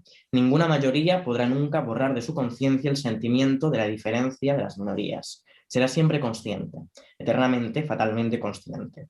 Así, en consecuencia, el negro podrá ser negro, es decir, vivir libremente su diferencia, incluso fuera del gueto físico, material, que le habíamos asignado en las épocas de la represión, por supuesto. No obstante, la imagen mental del gueto sobrevive y es indestructible. El negro será libre, podrá vivir nominalmente sin obstáculos por su diferencia, pero quedará para siempre encerrado en una especie de gueto mental y desdichado sea si decide salir. No podrá salir si no es bajo la condición de adoptar el punto de vista y la mentalidad de aquellos que viven fuera del gueto, es decir, de la mayoría. Ninguno de sus sentimientos, de sus gestos, ninguna de sus palabras habrá de tener el color de la experiencia específica vivida por alguien cuya subjetividad está encerrada en los límites asignados a una minoría, es decir, en el gueto mental. Debe renegar de sí mismo por completo y hacer parecer que la experiencia que lleva consigo es una experiencia normal, es decir, mayoritaria. Y esto, esa posición y entrar en el discurso, también me lleva a otro concepto, ¿no?, que menciono en el ensayo, que es la autorreferencialidad. Muchas veces cuando se da coba o espacio a personas trans en los medios de comunicación o para hablar de cualquier cosa, se hace bajo la condición de que hablen su diferencia, de que hablen sobre lo trans. Yo creo que más que lo que tú has comentado sobre la sexualización, lo que habría que llevar a cabo, lo que habría que llevar adelante es visibilizar la existencia de personas trans que puedan hablar sobre todo el resto de temas disponibles al común de los mortales, que no estén necesariamente definidas por el hecho de ser trans y que no se las reduzca, como se reduce en el discurso social, en el discurso público, en el discurso cultural, al hecho de ser trans. Y creo que esa reducción es consecuencia del hecho de que, por ejemplo, para hablar de lo trans, solamente puedan hacerlo las personas trans, solamente escojamos portavoces que sean trans y se quite legitimidad a personas que no sean trans para hablar de ello. Creo que si no se supera ese marco en el cual se obliga a que los únicos interlocutores posibles de lo trans sean las personas trans, no se puede llevar a cabo que las personas Estás trans impugnando tengan las esa. identidades, ¿eh? ¿Cómo? Que estás impugnando las identidades. El problema, o sea, es que, claro, lo que dices es muy gordo, pero es que ha habido un proceso de abandono del sujeto universal contra el que es muy jodido luchar. No, de esto tienen que hablar, de esto tienen que hablar los negros, de esto tienen que hablar los gays. Si el portavoz de igualdad de un grupo mayoritario en el Parlamento tiene que ser de una orientación sexual, si va a hablar sobre temas de gitanos tiene que ser gitano. Y claro, es que eso es la hostia porque es abandonar el sujeto universal. Pero yo es Y que eso yo lo critico en el ensayo. Pues me parece muy saludable porque me parece que es que si no, no hay Dios que haga coaliciones. Es que si fragmentas las identidades, el problema que hay es que lo único que te queda al final, sin sujetos de unión, es bueno, de gente deslavazada, ¿no? Que además no sé cuál liga. Yo hay una cuestión que has trasladado aquí sobre el tema del gueto mental, ¿no? A mí ese es un tema que me preocupa mucho, sobre todo en gente joven. La gente joven que asume identidades para sustituir las que abandona, ¿vale? Y entonces coge con una fiereza y con una... Ya sé que todo pensamiento político en último término es teológico, pero lo, o sea, lo coge con una fiereza de pensamiento religioso que vuelve muy difícil, y hoy lo agradezco que estés aquí a presentar tu libro, Después de lo trans, cómprenlo todos. Vamos a despedirnos, ya os digo, a todos, todos, público incluido, a que me recomendéis un libro, un disco de música, una serie de televisión donde creáis que esto que hemos hablado hoy puede tener sentido, ¿vale? Pero sí que quiero que, ya que me has dicho esto del mundo del espectáculo, tratándolo trans como una especie de flamenqueo, ¿no? De, venga, que salgan los andaluces a dar palmas, ¿no? Y el andaluz igual es premio Nobel de física, ¿sabes? Oiga, que soy de Jaén, pero que soy algo más, ¿no? Que andaluz. Digo, ¿cómo ves Drag Race y todo este fenómeno de la espectacularización de lo drag y de todo este tipo del contenido, casi te diría, teatralizado de estas cuestiones? Yo lo veo La bien. Veneno, perdón, o sea, sabes la peli de los Javis, La Veneno y demás, Sí, ¿no? yo creo que hay que separar de La Veneno. También escribí una crítica en su momento para la sección cultural de Contexto, y también está recogida y ampliada dentro del libro, que también es una crítica bastante dura con el trabajo de los Javis. Pero, por ejemplo, Drag Race yo lo veo bien, pero porque creo que hay que separar la cuestión de lo drag o del disfraz performático de lo Cuando hay que... un niño de 8, 10, 11 años que lo hace, ¿no te contradice nada? Mm, pero yo creo que eso responde a otras dinámicas de la sociedad en la que vivimos, en la que afirmativamente seguramente hay una hipersexualización muy temprana, y donde los niños reciben una cantidad de mensajes o codificaciones muy pronto, pero debido a otras cuestiones, igual que reciben una cantidad de mensajes relacionados con la violencia muy pronto, pero creo que eso es otra cuestión que no tiene por qué ver con la existencia de ese tipo de programas en los que estén adultos que digamos, poniéndose en disfraces o bailando o haciendo lo que sea como espectáculos, ¿no? Creo que no hay nada inherentemente malo a lo drag, y que hay que separarlo además muy radicalmente de lo que es O lo sea, trans. ¿tú no crees que hay un continuo Entre lo entre, drag y lo trans, no. déjame, entre el travesti, ¿vale? Bueno, perdón, voy a ir entre la persona homosexual muy afeminada, ¿no? Diríamos, con formas muy femeninas y demás. Luego el travesti o lo drag, no sé si es la misma categoría, pero bueno, que la gente me perdone por la poca categorización científica del tema. O sea, ¿no crees que haya un continuo en donde esto se desarrolle, sino que lo trans es una categoría propia, independiente, que no se relaciona con lo otro? Hay un continuo histórico, pero por el hecho de que Esto me parece muy interesante porque yo es que no lo tengo claro, ¿eh? O de que sea, hace unos cuantos años, hace 40 años, 50 años, no existían las existencias trans como las concebimos hoy en día. No existía esta posibilidad ni culturalmente ni a nivel de mensaje social, con lo cual muchas personas que a lo mejor si tú las colocas ahora mismo en la sociedad, o sea, si nacen ahora mismo o si nacen hace 10 años, hace 20 años, serían mujeres trans, en su momento dado fueron travestis o nunca llegaron a considerarse como mujeres. Creo que hay un continuo histórico de cuáles son las identidades o lo que un individuo puede ser en sociedad, que no es lo mismo ahora que hace un tiempo, ¿no? Hay también estudios académicos en relación a este tema con la homosexualidad, que como tú bien decías, es una invención relativamente reciente, y también lo es la heterosexualidad, ¿no? La heterosexualidad no tiene tampoco 2000 años, sino como construcción concreta, como clasificación concreta de los individuos.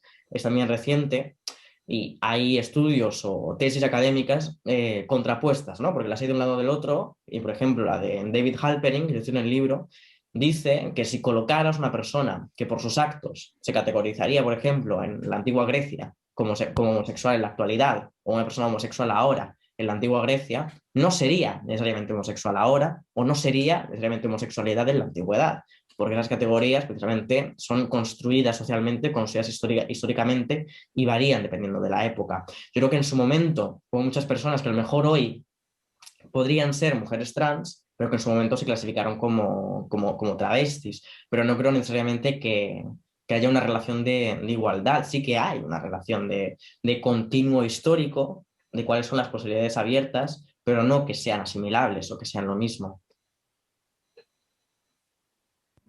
Chicos del público, ¿alguno tiene alguna recomendación, dispositivo cultural, producción cultural que quiera recomendar a la audiencia? Yo tengo una y no es un libro, no es un disco, no es una película, porque creo que en este asunto concreto tiene que haber libros como el que ha escrito Elizabeth, pero desde el punto de vista académico. Desde el punto de vista cultural, de lo que se trata es de normalizar la situación y de que todos lo veamos con tanta indiferencia como la mayoría vemos las orientaciones sexuales. Entonces el espacio cultural o el hecho cultural que creo que es más necesario que un libro o que cualquier otra cosa son sitios como el Mercado de San Miguel. Sitios donde nos relacionamos con naturalidad y no nos planteamos unos a otros cuál es nuestra autopercepción de género o nuestra identidad sexual, sino que simplemente somos nosotros mismos y ya está. No creo que nunca se pueda llegar a aceptar a los demás leyendo un libro. Para aceptar a los demás te tienes que relacionar con ellos. Estoy de acuerdo. Y es una cosa además que me ha chocado mucho. Dime.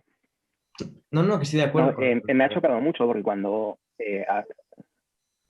habéis estado hablando, sobre todo en el parte del debate que habéis de la medicalización y de por qué se producía, lo que yo tengo la sensación es que todos los motivos que ha dado Elizabeth son motivos de falta de aceptación social. Entonces, yo comprendo que es urgente darle una solución a las personas que ahora tienen ese sufrimiento, pero lo que no comprendo es que los mejores esfuerzos de todo el activismo transexual no estén dirigidos a dar una solución a largo plazo, que es la solución importante, sino que estén dirigidos a solventar una situación que debería ser transitoria. Cuando toda la sociedad se pone a empujar, o la mayoría de la sociedad se pone a empujar para el mismo lado, en menos de una generación te quitas el problema. Y sin embargo, no conozco activistas, o sea, sí conozco, pero el ruido que está haciendo el activismo trans no va por la vía de la aceptación social, va por la vía de la transición medicalizada y se me escapa, o sea, no entiendo por qué eso es así. Yo creo que para que no fuera necesaria la vía de la transición medicalizada, para que las personas libremente, sin transición, debería haber una desaparición absoluta del género y de los roles de género, y yo en contra, ¿no? Por ejemplo, de lo que postula Pueblo Preciado, por ejemplo, no creo que esa desaparición se vaya a dar, también por permanencia histórica de esos conceptos, de esos roles, de las formas de entendernos en sociedad. No creo que de aquí a 10, 20 años, ni siquiera en 50 y quizá ni siquiera en 100, vayan a desaparecer por completo los roles de género, la internalización de esos géneros y la existencia de personas trans que requieran que socialmente se las perciba, se las vea de una manera determinada. Creo también que relativamente las tácticas o términos en los que se da ese tema son cortoplacistas, pero también es por una cuestión que describo otra vez en el libro, ¿no?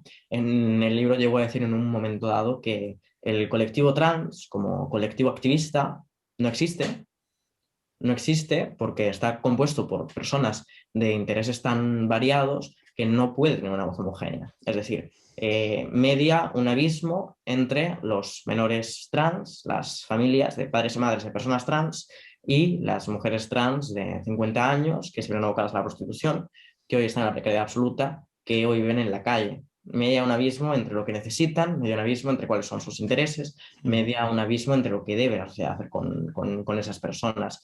Y además, estando en la sociedad en la que estamos, también es previsible, ¿no? Que las personas fundamentalmente lo que deseen sean ellas, y generaciones futuras, pero sobre todo ellas, tener ese camino actualmente lo más eficaz, transparente, fácil posible, sin entrar a vislumbrar, ¿no? Cómo sería una utopía futura o un posible pensamiento utópico futuro.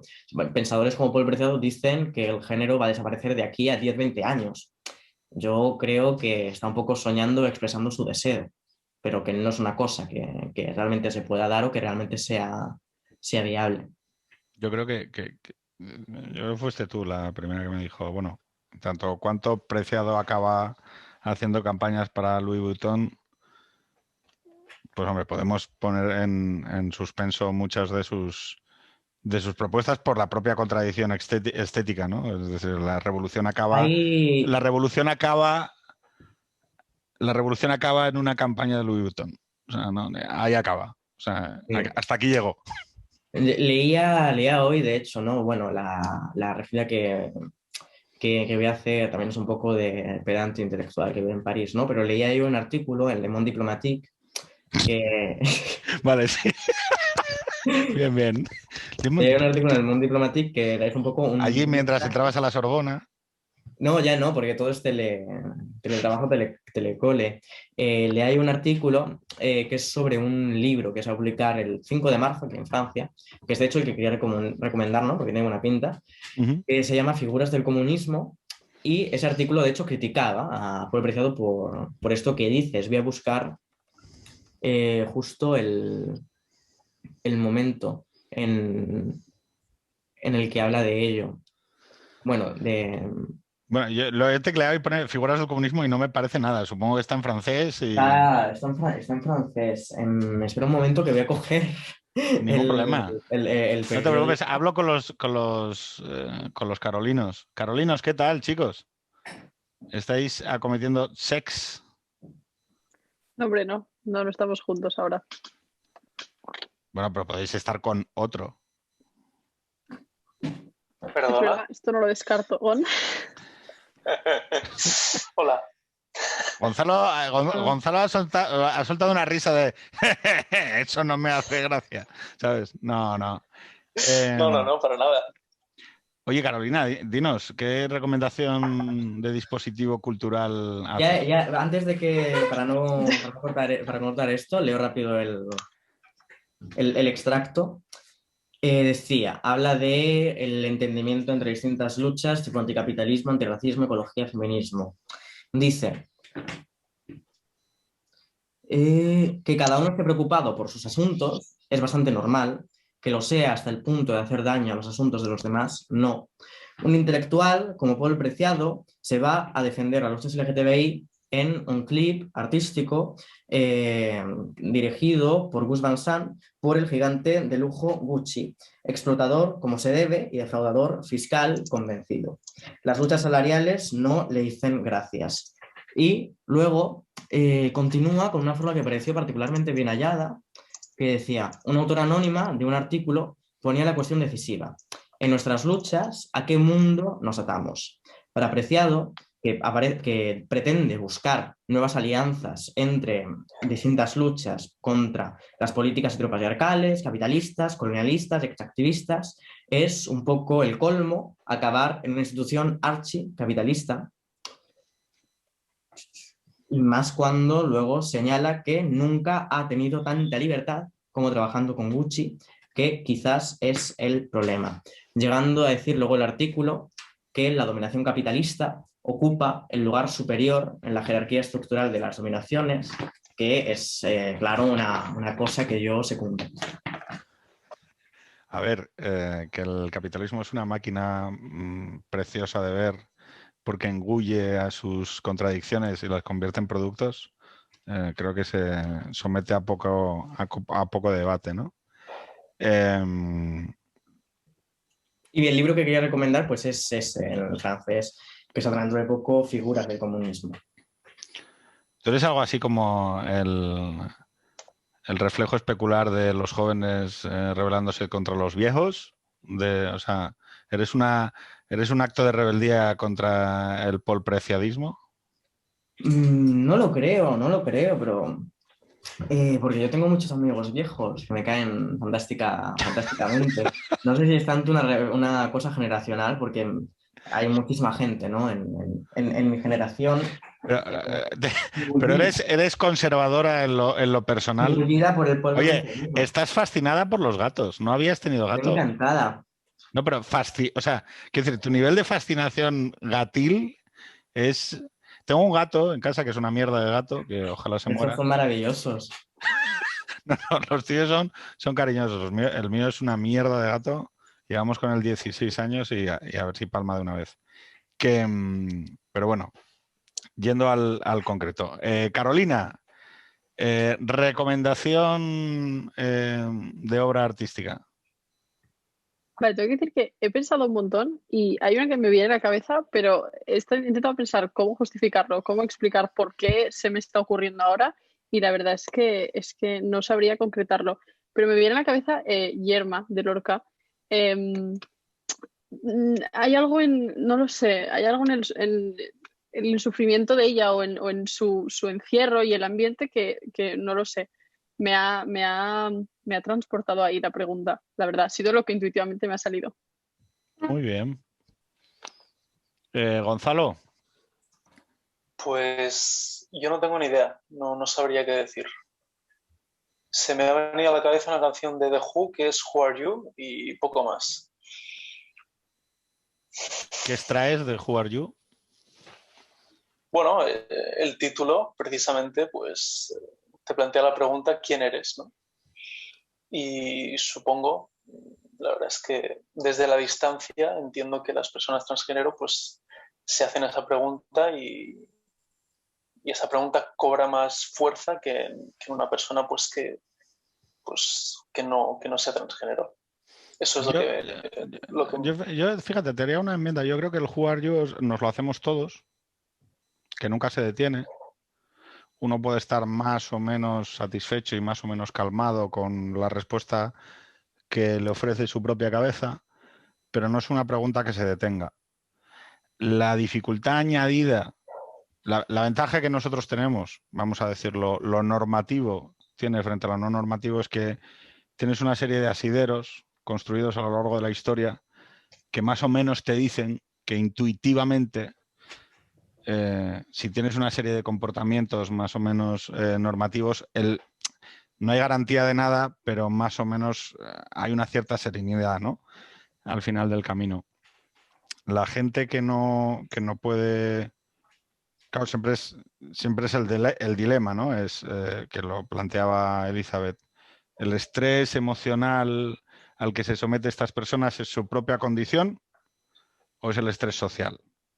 Porque si es el estrés social, sobre el estrés social podemos abordarlo y podemos tratar de comunitariamente ofrecer vidas con menos sufrimiento y más reconocibles, pero no creo que debamos nunca abandonar la pregunta de, por muy mal que suene, por mucho que nos pueda colocar, lo estás diciendo porque les odias, lo estás diciendo porque no quieres respetar su autonomía. No estoy diciendo eso.